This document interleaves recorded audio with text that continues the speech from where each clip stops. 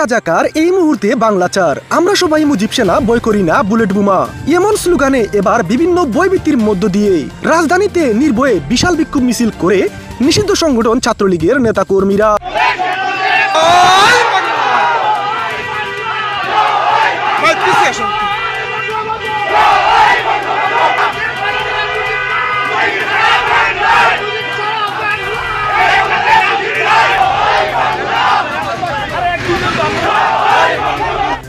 ইদানিং বেশ সরব হয়ে উঠতে শুরু করেছে ছাত্রলীগের নেতাকর্মীরা।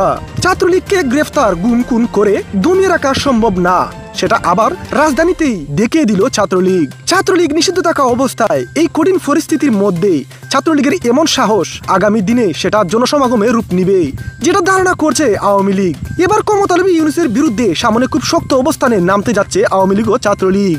এবার হয় এসপার নয় অসপার।